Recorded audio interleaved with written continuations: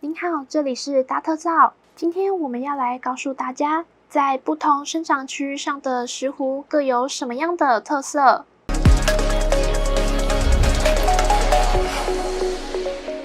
它有非常多，因为品种的不一样，然后它造成它的功效也不太一样。比如说胃热，它需要什么？需要消炎。胃热就表示胃发炎嘛，这需要消炎。那消炎的这些品种啊，它是属于在我们纬度啊，就是比较北纬纬度比较低的。但是我们如果强筋壮骨，这些就是在我们养生里面的东西。要用石斛产于北纬22.5度以上，纬度越高，其粘液质含量就越好。日本从九州的北纬31度到岩手县的北纬39度之间，各县都有野生的石斛。但是在日本法规中，令和2年之前，石斛不属于食品，而属于中药，所以很少见到栽培。但这些都是最好的养生石斛品种。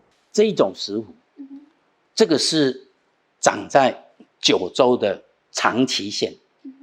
长崎啊，不管是九州的福冈啦，或是长崎啦，它每一个县都会有这些石斛在产。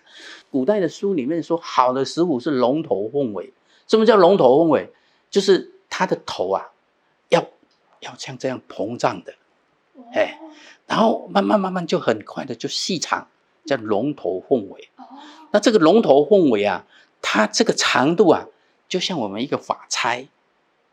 所以为什么古代讲金钗石斛，就是它一方面龙头凤尾像发钗，再来它的颜色是金黄色的。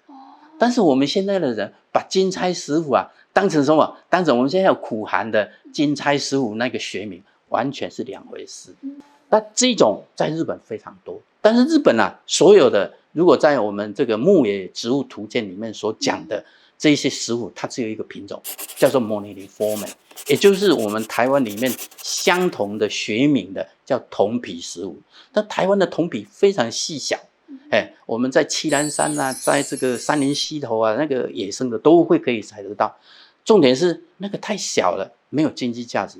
再来，我们如果像日本的这种石斛，它比较胖，而且是龙头凤尾的，这个跟我们古代中医书籍里面所讲的就比较像，而且这个是在纬度里面更高的，所以我认为这种石斛是更好的石斛。究竟如此稀有的石斛有什么特别的功效？就让我们来一探究竟。你如果嚼下去的话，咀嚼下去的时候，它可能会很苦的。这个是我们所谓的清热的石斛。那如果这个咀嚼下去啊，它很粘牙的，这一种我们叫做养生的石斛。所以说基本上石斛那么多品种，我们到最后真的好的石斛，在中国中药入药里面呢，就只有大概这几种，我们就可以分了2大类，一个叫做清热的石斛，一个叫做养生的石斛。在5种能入药的石斛中，又分为2大类。第一类养生的石斛，富含石斛多糖，具有滋润的作用，口感较粘牙，越粘牙的表示石斛多糖越多，且分子量越高。目前在药典中记载，以铁皮石斛或山米斛2种品种为最佳。而第2类清热的石斛，富含小分子酚类、生物碱等化合物，具有清热解毒的功能，口感呈苦味，中医谓之苦寒之药。常用品种为金钗石斛，容易栽培，价格便宜。在下集，我们将为大家介绍神秘又特别的2种不同品种的石斛真面目，以及实用的石斛是如何采集的。